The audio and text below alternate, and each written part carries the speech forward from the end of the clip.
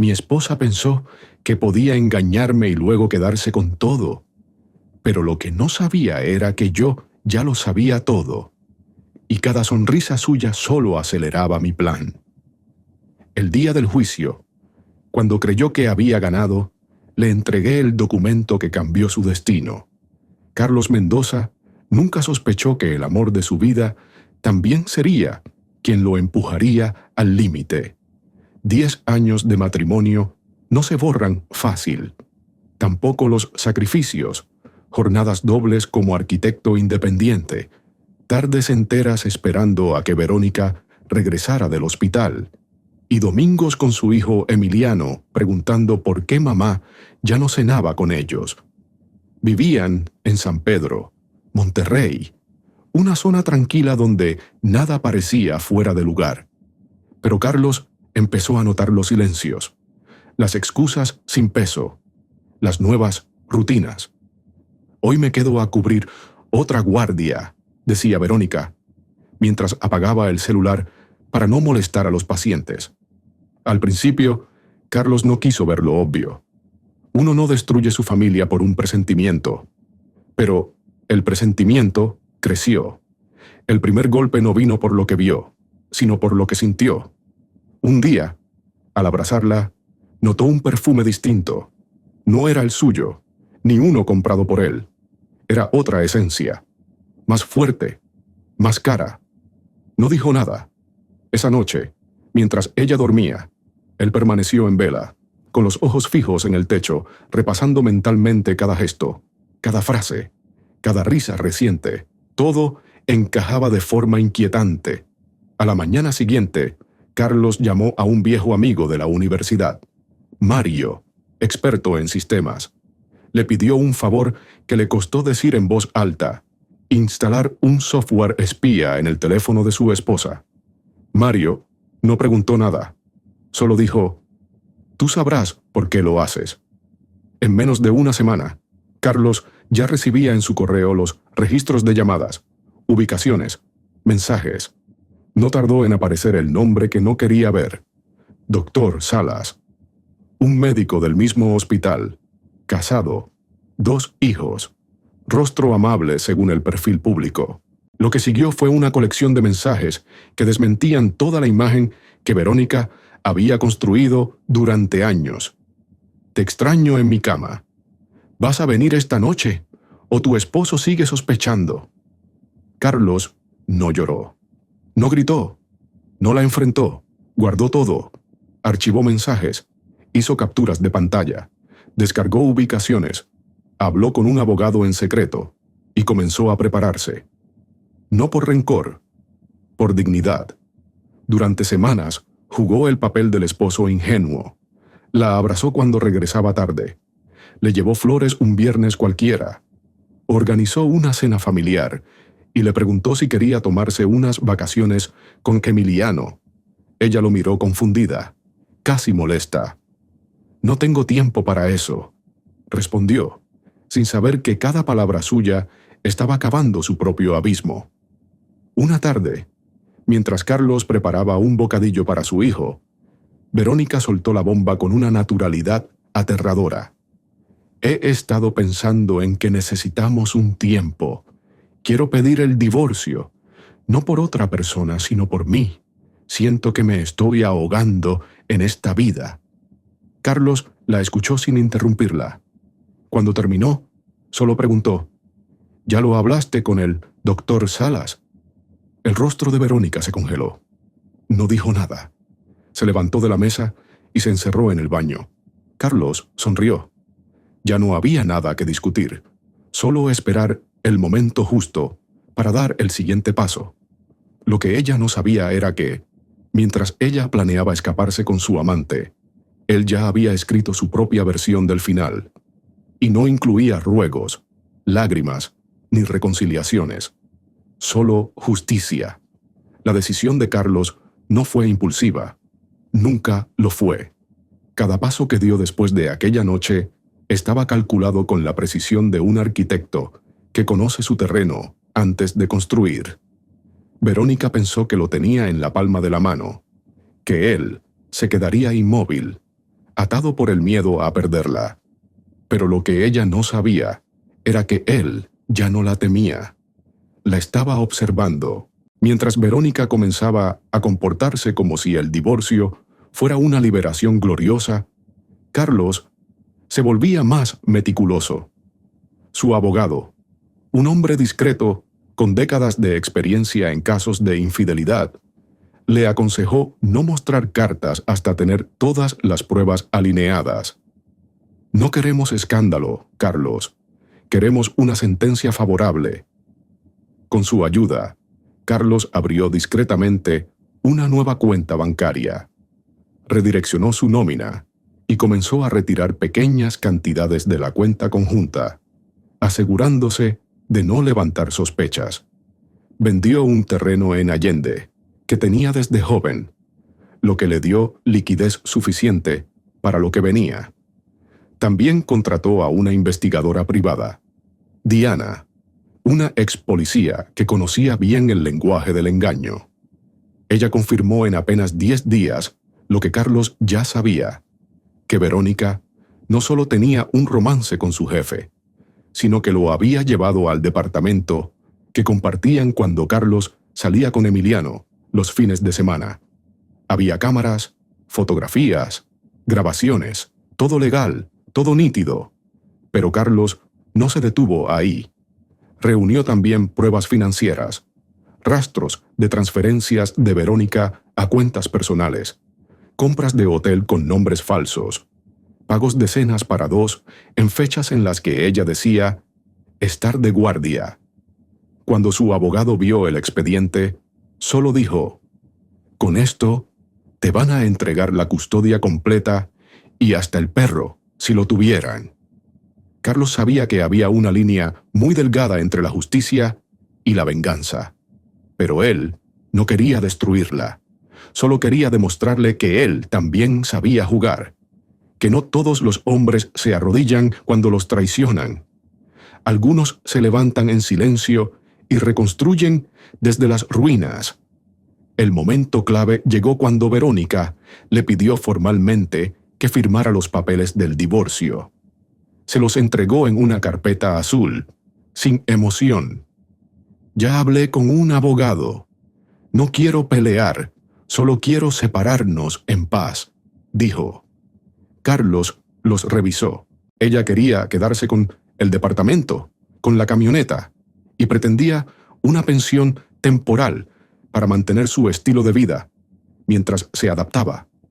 No mencionaba a Emiliano más que como una carga compartida. Nada sobre estabilidad emocional, nada sobre el niño. «Está bien, lo pensaré», dijo Carlos. Guardó los papeles sin firmar y los llevó directamente a su abogado. Acordaron una estrategia. Aceptaría todo en apariencia, pero presentaría su demanda de divorcio por adulterio, con todas las pruebas anexas, justo antes de la primera audiencia de conciliación. Legal, limpio y devastador. Mientras tanto, Carlos siguió actuando como el esposo paciente. Cocinaba, llevaba a Emiliano al colegio, sonreía en las reuniones familiares. Verónica, sintiéndose libre, se mostró más relajada. Incluso llegó a decirle que por fin estaban madurando, aprendiendo a cerrar ciclos sin drama. Carlos apenas contenía una carcajada. Una noche, mientras cenaban en silencio, Verónica se atrevió a decir: «Tal vez algún día podamos ser amigos». Carlos le respondió con una sonrisa que ella interpretó como resignación, pero era todo lo contrario. Era la sonrisa de alguien que ya lo sabía todo, que solo estaba esperando el momento de levantar el telón. Y ese momento llegaría pronto. La fecha de la audiencia llegó sin mayor ceremonia. Verónica la había marcado en su calendario, como si se tratara de una cita más.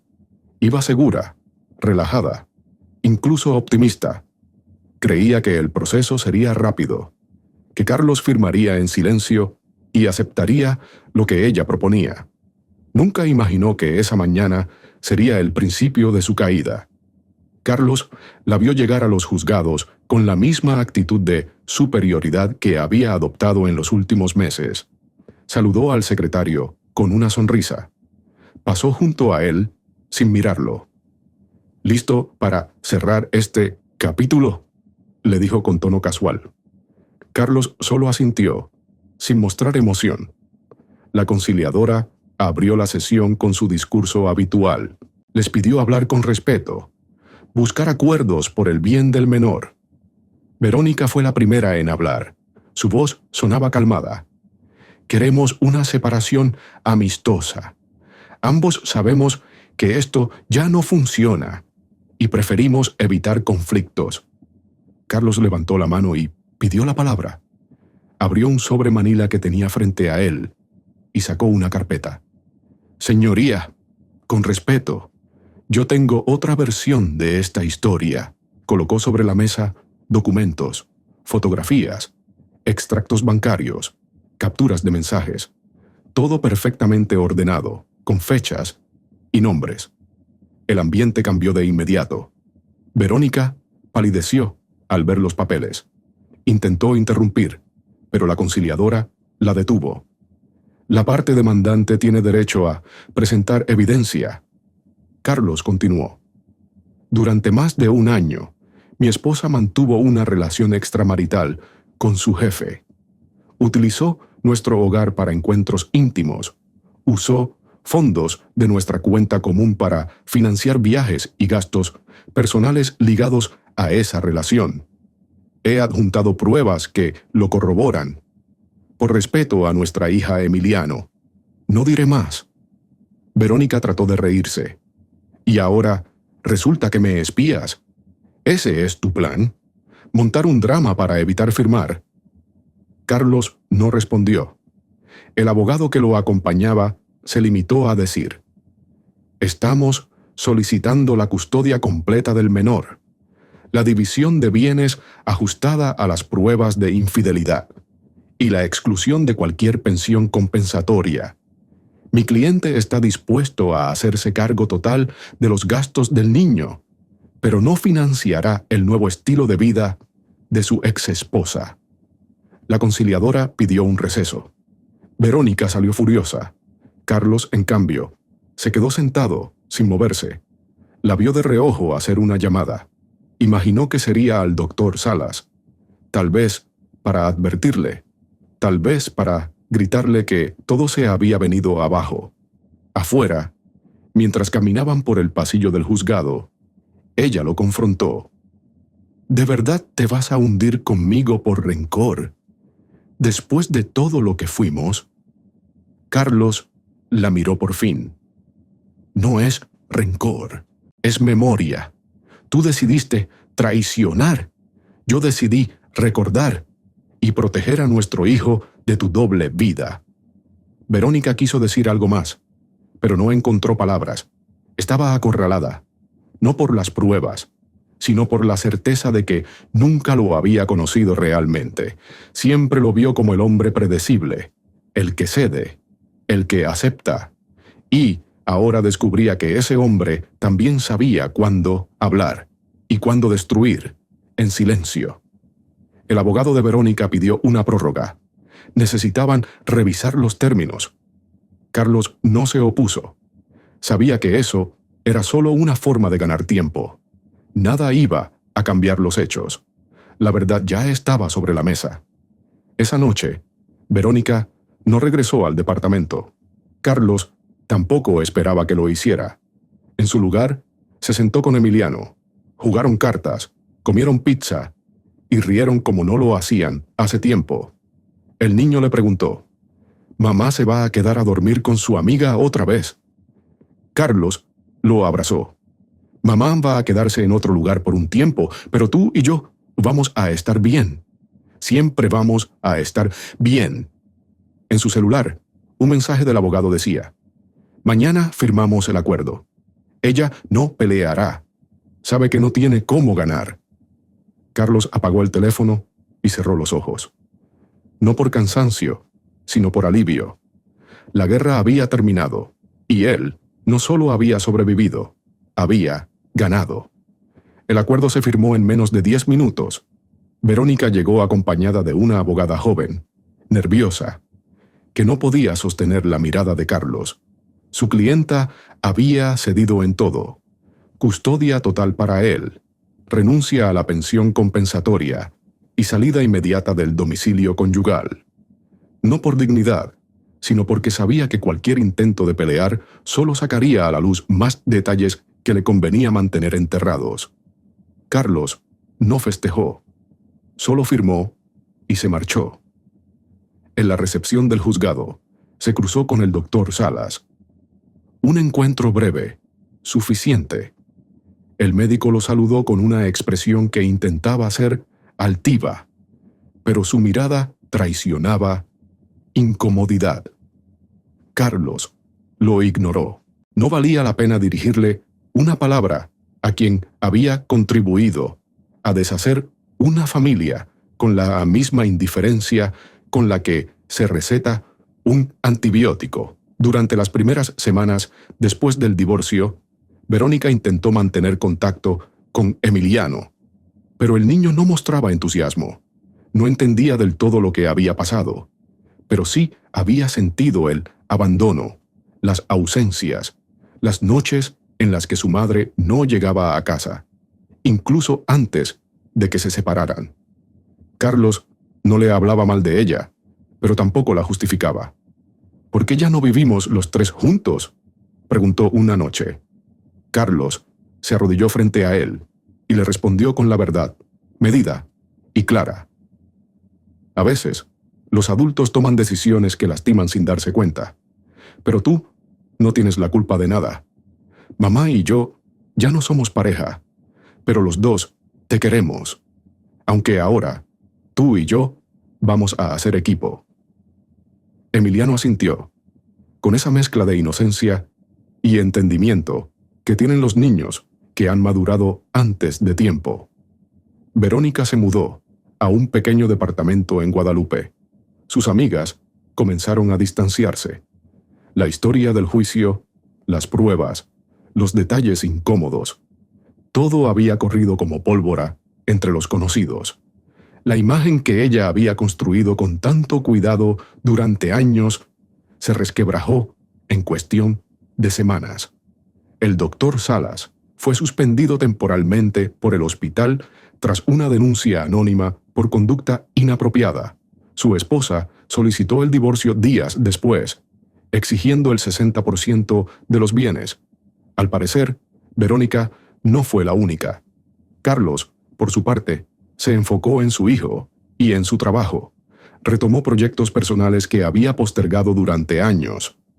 Reabrió su taller de diseño en Cumbres, donde empezó a impartir cursos de arquitectura para jóvenes. Por primera vez en mucho tiempo, sentía que todo lo que hacía tenía un propósito que no se le escapaba de las manos. Un día, mientras llevaba a Emiliano a una fiesta infantil, se encontró con una excompañera de universidad, Andrea, ahora madre soltera y diseñadora gráfica. Se saludaron con naturalidad. Conversaron durante horas, sin prisas. No hubo promesas, ni tensión. Solo dos personas reencontrándose sin máscaras. En casa, Carlos empezó a notar los pequeños cambios.